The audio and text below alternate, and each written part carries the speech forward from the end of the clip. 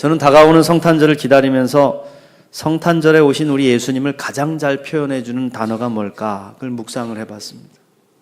그리고 마음에 겸손이란 단어가 떠올랐어요. 겸손. 오늘 우리가 읽은 빌립보서 2장 6절부터 8절 말씀을 다시 한번 보시겠습니다.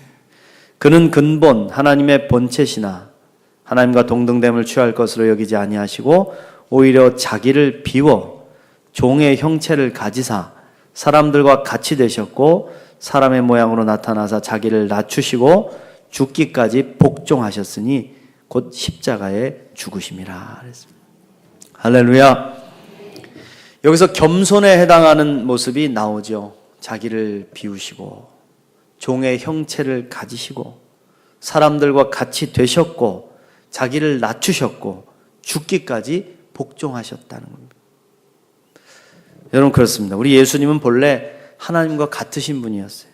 삼위일체 하나님으로 세상 모든 만물을 창조하시고 다스리시는 곳에 계셨던 분이셨습니다. 그러나 겸손하게 자신을 비우셨습니다. 신적인 모든 성품과 능력을 버리셨고 아주 약하고 순하고 보잘것없는 연약한 어린아기의 모습으로 이 땅에 오신 거예요. 자기 목도 하나 제대로 가눌 수 없는 그 어린아기의 모습으로. 그리고 십자가를 지시고 죽기까지 복종하심으로 겸손의 최고의 본을 보여주셨다는 것입니다. 오늘 대림절 셋째 주일에 저는 예수님의 겸손을 배우기를 원합니다. 예수님처럼 겸손하게 하나님 앞에 설 수 있는 저와 여러분이 되시길 간절히 축원합니다. 그럼 여러분 겸손이란 뭘까요? 겸손이 뭘까요?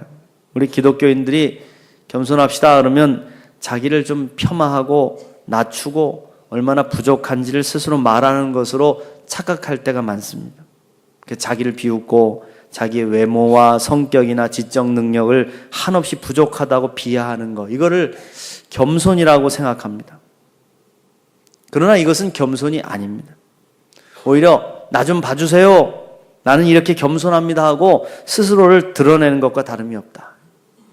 겸손한 행동을 하는 것처럼 보이지만 사실은 자신의 감정적인 불안과 내가 얼마나 지금 관심받기를 원하는지를 드러내고 있을 뿐이다 이거예요. 겸손이란 올바른 자기평가입니다. 즉 하나님이 나를 보시는 것처럼 스스로를 보는 것입니다. 이게 겸손입니다. 겸손이란 내가 누구인지를 깨닫고 우리에게 맡겨주신 하나님의 사명이 무엇인지를 바로 아는 것, 나의 삶을 바라보시는 하나님의 마음과 관점을 가지고 살아가는 것을 뜻합니다. 쉽게 말해서 하나님이 나를 보시는 대로 나를 볼 수 있는 것이 겸손이라 이거예요. 이러한 겸손의 대표적인 예가 바로 세례 요한을 보면 알 수가 있습니다. 세례 요한은 사람들에게 굉장히 인기가 있었어요. 당시 예수님이 오시기 전에, 예수님이 사역을 감당하시기 전에 먼저 나와서 세상에 회개의 복음을 외치고 사람들에게 세례를 베풀었기 때문에 요한에게 많은 사람들이 따라다녔습니다. 그래서 사람들이 따르면서 물어봤어요. 도대체 당신은 누구십니까? 그렇게 묻죠. 사실 순간 우쭐할 수 있는 상황입니다. 교만해질 수도 있는 상황입니다. 그런데 요한은 겸손하게 자기를 밝힙니다. 나는 주의 길을 곧게 하라고 광야에서 외치는 소리입니다. 내 뒤에 오시는 이가 그리스도이신데 나는 그분의 신발끈을 풀기도 감당하지 못할 사람입니다. 예수님을 소개해드리기 위해서 자기를 겸손하게 낮췄지만 자신의 사명이 무엇인지를 분명하게 깨닫고 밝히고 있다는 것이죠. 겸손한 사람들은 하나님이 자신을 어떻게 바라보고 계시는가에 대해 성찰할 수 있는 눈이 있습니다. 하나님이 우리를 누구라고 하시는지, 나를 통하여 이루실 뜻이 무엇인지를 깨닫고 그 뜻에 순종하는 사람이 겸손한 사람이에요. 그냥 나는 못합니다, 나는 바보입니다, 나는 멍청합니다, 이렇게 하는 게 겸손한 게 아니라는 거예요. 하나님은 스스로 예수 그리스도를 통해서 겸손의 본을 보여주셨을 뿐만 아니라 우리에게도 겸손하라고 말씀하신다. 그렇다면 하나님의 말씀인 성경은 왜 우리에게 겸손하라고 하실까요? 왜 겸손하라고 하실까? 성경을 몇 가지 찾아보면 첫 번째로 하나님이 교만한 자를 대적하시기 때문에 겸손해야 됩니다. 하나님은 교만한 자를 대적하신대. 여러분, 하나님이 우리를 대적하신다는 생각을 해보셨습니까? 하나님께서 우리를 사랑해 주시고 구원해 주시고 뭐 이렇게 예뻐해 주시는 하나님을 우리가 바라지, 대적하시는 하나님을 우리는 원하지 않습니다. 누구도 원하지 않죠. 그런데 대적하신대요. 교만한 자에게는 반드시 대적하신대요. 반드시. 베드로전서 5장 5절 말씀에 하나님은 교만한 자를 대적하시나니 그랬습니다. 대적하신다는 말은요, 하나님께서 전투태세를 갖추신다는 뜻이에요. 천군 천사를 탁 거느리시고 교만한 자를 낮추시고 꺾으시기 위해서 지금 전투태세를 갖추신다는, 하나님께서 싸우신다는 겁니다. 오늘 얼마나 많은 사람들, 교만한 사람들이 하나님을 대적하고 살아갑니까? 하나님이 안 계신 것처럼 자행자제하고 하나님을 우습게 보고 하나님 앞에서 뻔뻔스럽게 죄를 짓고도 왜 뉘우치지도 못하고 고개를 꼿꼿하게 쳐들고 하나님을 대적하고 산다는 거예요. 그러나 하나님은 교만한 자를 반드시 대적하셔서 낮추신다 그랬어요. 베드로 사도는 말씀합니다. 하나님은 교만한 자를 대적하시되 겸손한 자들에게는 은혜를 주시느니라. 할렐루야. 겸손은 하나님의 은혜를 받는 통로임을 깨달으시기를 축원합니다. 두 번째로 하나님은 겸손한 자를 높이신대요. 겸손한 자를 높이신다. 우리가 다 성공하기를 원하죠. 높아지길 원하지, 누구도 낮아지기를 원하는 사람 별로 없을 거예요. 그런데 야고보 사도는 우리에게 높아지기를 원하면 이렇게 하라고 말씀하셨어요. 야고보서 4장 10절 말씀, 주 앞에서 낮추라, 그리하면 주께서 너희를 높이시리라 그랬습니다. 낮추라는 거예요. 주님 앞에서 낮추라는 거예요. 미국의 유명한 실업가 카네기가 있습니다. 이 카네기가 회사를 경영하면서 겪은 실화라고 하는데요, 이 카네기가 그룹의 회장이면서도 그냥 푹신한 의자에 앉아 편히 앉아본 적이 없대요. 늘 기능공들과 똑같은 근무복을 입고 그룹 내에 이 회사 저 회사를 쉬지 않고 돌아다녔다고 합니다. 늘 이렇게 다니면서 위로하고 격려하고. 근데 어느 날 자신의 철강 회사를 돌아보다가 공장에서 일하는 기능공들이 옆도 돌아보지 않고 그냥 일에만 매달려 회장이 왔는지도 모르고 열심히 일하는 모습을 보고 깊은 감동을 받았다는 거예요. 우리나라 같으면 좀 다르죠. 지금 회장님 오십니다 그러면 막 깨끗하게 막 쓸고 닦고 막 줄을 서가지고 도열하고 인사를 막 하고 옆에 쫓아다녀야지만 뭐 하는 것 같은데, 그래도 우리랑 다른가 봐요. 오히려 열심히 일하고 쳐다보지도 않으니까 더 감사했다는 겁니다. 그래서 그는 당장 그 기능공 중에 가장 일에 몰두하고 있는 최고 기술자를 불렀어요. 한 사람 부릅니다. 부르고 얘기하는 거예요. 당신은 우리 회사의 최고 기술자입니다. 오늘부터 이 회사의 사장이 되어 주십시오. 참 충격적이죠. 이 말을 들은 기능공이 너무 놀랐어요. 말하는 겁니다. 회장님, 저는 회장님의 말씀을 따를 수 없습니다. 솔직히 말하면 저는 제강기술자로서는 누구보다 잘할 수 있습니다. 대통령도 저는 부럽지 않습니다. 이 분야에서는 제가 대통령이죠. 남들이 뭐라 해도 저는 이러한 생각으로 제 일에 임하고 있습니다. 철저하게 제 일을 합니다. 그러나 회사의 경영은 잘 모릅니다. 저는 경영을 할 수 없습니다. 그러니 그냥 기술자로서 일하게 해 주십시오. 카네기가 한참 생각을 하더니 미소를 짓고 말했다고 합니다. 좋습니다. 다음 날부터 당신의 월급을 대통령의 월급과 똑같이 올려주겠소. 당신은 강철계의 대통령이니까요. 기능공이 너무 황송하고 몸둘 바를 몰랐지만 그 다음 달부터 그 기능공에게 대통령과 같은 액수의 월급이 지급됐다는 것이죠. 겸손하게 낮췄더니 높이더라. 여러분, 하나님은 우리를 높이시길 원하신다는 거예요. 믿습니까? 근데 하나님의 높임을 받기 위해 우리가 선택해야 할 것이 있다. 그것은 겸손을 선택하는 것입니다.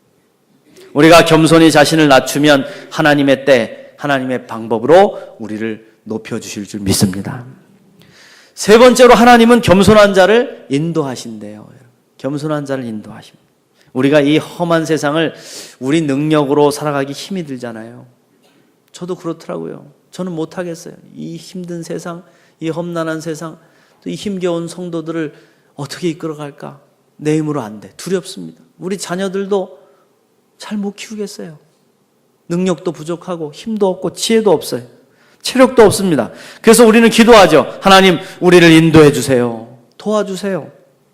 그런데 정작 하나님이 우리를 인도해 주시고 바른 길을 가르쳐 주시려고 해도 우리가 들으려고 하지 않을 때가 많더라.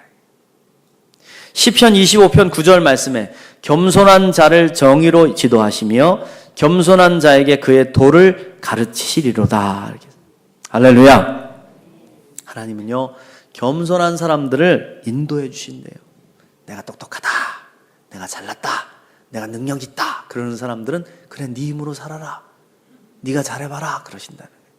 근데 나는 부족합니다. 주님, 겸손하게 주님을 의지할 때 주님께서 길을 열어주시고 인도해 주신다는 거예요. 여러분 믿으시기 바랍니다. 네 번째로 하나님은 겸손한 사람들에게 능력을 주신대요. 하나님의 능력은 겸손한 자에게 임하고, 하나님의 능력은 약할 때 강함 되시고, 하나님의 능력은 낮은 곳으로 흘러간다. 믿습니까? 저는 모세를 통해서 이걸 철저하게 느꼈어요. 모세를 통해 겸손을 깨닫습니다. 모세는 여러분 부족한 사람입니다. 사실 능력 있는 사람이 아니었어요. 말도 잘 못했고 나이도 많이 늙어서 힘이 없었습니다. 그런데 출애굽한 이스라엘 백성들을 인도해 가잖아요. 그것도 그 누구보다도 잘했다 이렇게 성경은 평가하고 있죠. 모세는 하나님의 능력을 힘입어서 반석에서 샘물이 나게 하고 홍해를 가르고 적들을 무찌르면서 백성들을 이끌어 갔습니다. 어디서 이런 능력이 나왔을까요? 80이 넘은 노인이, 말도 잘 못하고 부족한 사람이 어떻게? 민수기 12장 3절에 모세를 이렇게 표현하고 있습니다. 모세는 겸손함이 지면의 모든 사람보다 더하더라. 할렐루야. 모세가 겸손했대요, 여러분. 모세는 백성들을 이끌 때 부딪히지 않습니다. 오히려 백성들이 모세를 대적하고 돌로 치려고 했어요. 그때마다 모세는 기도할 뿐이었습니다. 그런데 하나님이 모세를 보호하시는 거예요. 모세를 대적한 백성들을 책망하시기도 하고 미리암에게는 문둥병이 걸리게도 하셔서 경고를 해주시죠. 겸손한 모세를 하나님이 보호하시고 능력으로 함께 하신다는 것을 증거해 주셨다는 겁니다. 여러분 그렇습니다. 우리가 겸손할 때 하나님의 능력이 임할 줄로 믿습니다. 다섯 번째, 하나님은 겸손한 사람에게 임재하신다. 다시 말하면 겸손한 사람과 함께 하신다. 여러분, 하나님 모든 곳에 계실 수가 있습니다. 그러나 하나님은 하나님이 원하시는 곳으로 임재하십니다. 우리가 아무리 근사한 성전을 지어놓고 하나님 여기 계시라고, 여기에 계십시오 한다고 거기 계시는 게 아닙니다. 때를 쓴다고 계실 분이 아닙니다. 하나님이 우리 손가락 따라 움직이겠습니까? 하나님 여기 계십시오, 저기 계십시오 한다고 계시겠습니까? 하나님은 어느 곳에도 계실 수 있어. 그런데 이사야 66장 1절 말씀에 보면 하늘은 나의 보좌요 땅은 나의 발판이니 너희가 나를 위하여 무슨 집을 지으랴. 집을 짓겠다고? 날 위해서? 하늘이 내 보좌고 땅이 내 발등상인데 어디다 집을 짓냐? 그런데 이사야 66장 2절 말씀에서 하나님이 함께 하시는 사람이 누구인지를 분명히 가르쳐 주세요. 무릇 마음이 가난하고 심령에 통회하며 내 말을 듣고 떠는 자, 마음이 가난하고 심령에 통회하며 내 말을 듣고 떠는 자, 그 사람은 내가 돌보려니와. 할렐루야. 그렇습니다. 마음이 가난하고 심령에 통회하며 하나님의 말씀을 듣고 떠는 사람은 겸손한 사람이죠.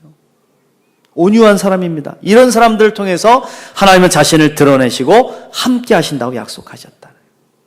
하나님 겸손한 사람에게 임재하셔서 주님의 영광을 나타내시는 줄 믿습니다, 여러분. 그렇다면 이토록 성경에서 강조하고 하나님이 원하시는 겸손을 우리가 어떻게 배울 수가 있을까요? 어떻게 훈련할까? 먼저 우리가 가장 잊지 말아야 될 것은요, 겸손은 선택이라는 사실입니다. 겸손할 수 있고 겸손하지 않을 수 있어요. 내가 어떤 상황이 딱 찾아왔을 때 겸손을 선택할 수 있고 교만을 선택할 수가 있습니다. 누군가가 막 나를 높여주고 막 잘해주고 그럴 때 당연히 내가 받아야지. 그러면 이제 교만해지는 것이고, 그것을 겸손하게 아이고 아닙니다, 죄송합니다 하고 겸손하게 그것을 받는 거하고 이걸 우리가 선택할 수 있다. 중요한 것은 그리스도인들에게는 선택은 하나밖에 없다. 바로 겸손을 선택하는 것이다. 자꾸만 그리스도인들 가운데 남을 겸손하게 하려고 노력하는 사람들이 있어요. 겸손하라고 좀 거기를 좀 수리하고 그러면서 막 겸손하라고 남을 막 지적하는 사람들이 있는데, 남을 겸손하게 하려고 애쓰지 말고 나를 겸손하게 하려고 선택하라. 사실 여러분 겸손하게 사는 게 얼마나 힘든 일입니까? 때때로 겸손을 선택하려고 하면 가슴이 막 부글부글 끓어오르고 자존심이 막 상하고 때로는 다 그만두고 싶은 마음이 들지요. 그럴 때 어떻게 해야 될까요? 어떻게 해야 될까? 우리는 첫 번째로 기도해야 된다. 기도해야 된다. 여러분, 겸손을 배우는 첫 번째 방법은 기도하는 것입니다. 믿습니까? 우리가 기도할 때 우리의 마음이 어떻게 되죠? 기도할 때 막 마음이 막 흥분이 되고 막 고개를 막 뻣뻣하게 쳐들고 하나님을 대적하면서 기도할 수 있습니까? 안 되죠. 기도할 때 우리는 겸손하고 차분해집니다. 하나님 앞에 선다는 것은 우리의 무력함과 부족함을 솔직히 인정하고 전능하신 하나님의 은혜를 바라보는 것이죠. 그 기도의 내용보다도 우리가 하나님 앞에 엎드려 기도한다는 그 자체가요, 겸손한 거예요. 겸손하지 않은 사람 기도하지 않습니다. 기도를 많이 하시는 분들은 겸손해집니다. 그 누구도 하나님께 기도할 때 고개를 꼿꼿이 쳐들고 하나님 대적하며 기도할 수 없어요. 할 수 있다면은 무릎을 꿇고 더 겸손한 자세로 기도할수록 우리는 기도를 통해서 겸손을 배울 수가 있다는 거예요. 두 번째로 우리가 겸손을 배우려면요, 언제나 배우는 자세를 잃지 말아라. 가르치려는 사람과 배우려는 사람 둘 중에 누가 더 겸손하겠습니까? 말하나 마나 배우려는 사람이 겸손한 것이죠. 내가 다른 누구보다 더 많이 알고 있고 똑똑하고 잘났다고 생각하는 사람은 결코 배우려고 하지 않습니다. 이런 사람들은 타고난 달란트는 많을지 모르지만 결코 영적 성장을 이룰 수 없어요. 겸손할 수 없다는 거예요. 그러나 평생을 걸쳐서 배우는 사람들의 자세를 갖는 사람은 겸손하죠. 어린아이에게서도 배우려고 노력합니다. 아, 그러니 내가 네게 배웠구나. 고맙다. 네가 내 선생이다. 그러면서 배워가는 거예요. 설교를 들어도 무엇이라도 좀 배우려고 하는 사람들을 그 마음으로 듣는 사람과 평가하고 판단하려고 하는 마음으로 듣는 사람은 겸손의 모습이 다른 겁니다. 성경 공부, 구역 예배, 신도의 모임, 또 일상적인 모든 모임 가운데서 만나는 사람들로부터 겸손히 배우려고 노력해 보십시오. 겸손히 훈련될 뿐만 아니라 큰 사랑을 받게 돼요. 여러분, 언제든지 공동체 안에서요, 늘 가르치려고 하고 늘 그렇게 따지려고만 하는 사람들은 인기가 없어요. 사람들이 술술술 피해 다닙니다. 그러나 겸손하게 배우려고 하는 사람들은 늘 주변에 사람이 많아요. 그리고 늘 사람들 중심 가운데서 빛을 비출 수가 있다는 것이죠. 세 번째로, 다른 사람에게 자꾸 공을 돌리는 훈련을 하라 이겁니다. 다른 사람에게 공을 떠넘기라 이거예요. 다른 사람들이 성공하도록 돕고 공로를 다른 사람들에게 돌리는 훈련을, 내가 아니라 저분이 하셨습니다. 내가 아니라 우리 공동체가 함께 했습니다. 우리 구역 식구들이 너무 잘해서 이렇게 아름다운 결실을 맺었습니다. 하나님 감사합니다 하고 자꾸만 우리가 다른 사람들에게 공을 돌리는 훈련을 해나갈 때 겸손을 배울 수 있다는 겁니다. 여러분, 내가 더 많은 공로를 세웠거나 함께 일을 하는 사람들 가운데 가장 영향력을 발휘했을 때 그 공로를 남에게 돌리는 일을 쉽지 않죠. 내가 다 했어요. 내가 한 거예요. 그렇게 말하고 싶죠. 남에게 공로 돌리는 것 같죠. 결정적인 순간이 되면요, 교회 사람들도 이거 가지고 싸웁니다. 왜 내가 했는데 네가 받냐? 내가 받아야 될 감사인데 왜 네가 받냐? 내가 했는데 왜 네가 칭찬을 듣냐? 그거 가지고 싸웁니다, 교인들도. 그러나 겸손하게 함께한 모든 분들의 수고입니다. 아무개 집사님이 더 많이 애를 썼습니다. 그렇게 공을 돌릴 때 하나님도 알고 계시고 다른 공동체원들도 다 알고 있다고요. 여러분 다 알아요. 누가 열심히 하는지, 누가 최선을 다했는지, 누가 공로자인지 다 압니다. 하나님도 아시고 여러분도 알고 있습니다. 그러니 겸손하게 공을 돌리는 훈련을 하라요. 신세계 고향곡을 작곡한 드보르작이라는 사람이 널리 이게 알려진 음악가이면서도 또 조국에 있는 사람들에게 매우 존경을 많이 받았다고 합니다. 이 보헤미아, 조국 보헤미아의 일반 서민들과 마음을 터놓고 지내면서 평생을 정직하고 겸손하게 살았대. 그래서 사람들이 그의 음악도 아끼고 사랑했지만 이 겸손한 모습을 더 깊이 존경하고 사랑했다고 그래요. 오늘날 이제 그를 존경에 맞지 않았던 프라하의 시민들이 이렇게 화환을 하나 만들었어요. 세상에서 가장 위대한 음악가에게 그 글을 써가지고 아주 크고 예쁜 화환을 만들어가지고 이걸 증정을 했어요. 드보르작에게. 그 찬사가 너무 과분한 것이었지만 너무 감동한 나머지 드보르작은 그 화환을 거절할 수가 없었대요. 그리고 나서 그걸 가지고 집에 갔는데 며칠 후에 사람들이 드보르작의 집을 방문을 했어요. 그때 하나님을 보게 되는 겁니다. 드보르작이 화환을 받은 다음에 어쩔 줄 몰라가지고 사람들이 정성이 고마워서 가지고는 왔지만 자기가 받기에 너무 과분했다는 거예요. 그래서 이제 돌려줄 수도 없고 그러니까 한참 고민하다가 그 화환이 놓여져야 마땅할 곳에 그것을 가져다 놨다는 거예요. 바로 드보르작의 작곡실 그 중심에 있는 베토벤의 흉상이 놓여 있는데 그 아래에다가 자기가 받은 화환을 가져다 놓는 거예요. 그리고 그 밑에다 쓴 겁니다. 세상에서 가장 위대한 음악가에게 드립니다. 이 드보르작의 이 겸손한 모습을 사람들이 보고 그 오래도록 가슴에 남고 가슴으로 전해져서 그의 이야기가 들려지고 그를 더 존경하게 만들었더라. 여러분 그렇습니다. 서로를 높여주고 서로를 더욱 성장하게 해주는 겸손, 이 겸손이야말로 오래도록 기억되는 예수님을 닮은 겸손인 줄로 믿습니다. 마지막으로 우리가 겸손하기 위해서 훈련하게 될 것은 바로 감사를 훈련해야 된다. 여러분, 겸손한 사람의 모습을 가장 잘 표현해주는 단어가 바로 감사입니다. 감사. 우리가 매일매일 받고 살아가는 친절과 섬김과 누군가의 따뜻한 배려와 수고는 당연한 것이 결코 아닙니다. 그게 당연한 것입니까? 그런데 이것들을 당연한 것이라고 생각하는 사람들은 결국 감사할 수 없어요. 매일 누리고 살아가는 우리의 가정, 우리의 직장, 우리의 교회의 모든 공간과 수고해 주시는 모든 분들의 노고에 감사할 때 우리는 겸손을 훈련할 수 있는 것이죠. 우리는 이 모든 것들을 받을 자격이 없었어요. 지금도 없어요. 그러나 하나님께서 은혜로 주신다는 거예요. 은혜로. 우리의 생명과 물질과 내 주변에 있는 따뜻한 가족들과 사랑하는 사람들 모두 하나님이 베풀어 주신 것이라는 거예요. 이 모든 것을 허락하신 하나님께 감사로 받아야 된다. 감사로. 감사해야 된다. 우리가 태도를 바꿔야 돼요. 내가 자격이 있다. 나는 받을 만하다. 이 태도를 버리고 감사합니다. 나는 받을 자격이 없지만 은혜로 주셨습니다. 이 태도로 우리 삶의 모든 것들을 받아들여야 된다. 감사는 겸손에서 나오고 감사할 때 겸손이 우리의 인격이 될 줄로 믿습니다. 여러분, 우리 예수님을 묵상해 보십시오. 우리 예수님은 다 버리고 오셨습니다. 하늘의 높은 보좌를 버리셨고 천군 천사들의 영광을 버리셨고 창조주로서 심판자로서의 모든 능력과 권세를 버리셨습니다. 그리고 우리와 같아지셨습니다. 그냥 인간이 되셨습니다. 그것도 모자라서 십자가를 지셨습니다. 가장 낮은 자리까지 내려가 우리를 높이시고 세우시고 살려주셨다. 그리고 그렇게 낮아지시면서까지 감사를 잃지 않으셨다. 아버지, 내가 저들을 위해 십자가를 지는 이 사명 주심을 감사합니다. 아버지 뜻대로 하시고 저의 영혼을 받아주시옵소서. 할렐루야.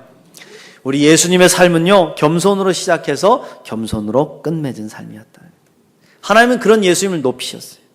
찬란한 부활의 영광으로 다시 살려주셨고 우리 모두를 구원하는 참 구주가 되게 하셨다는 겁니다. 여러분 믿습니까?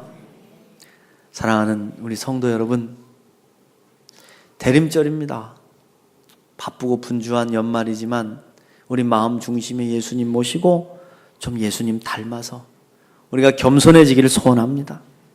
겸손할 땐 높이시고 함께 하시고 능력을 주시는 하나님을 경험하는 거룩한 대림절을 보내시기를 주님의 이름으로 축원드립니다.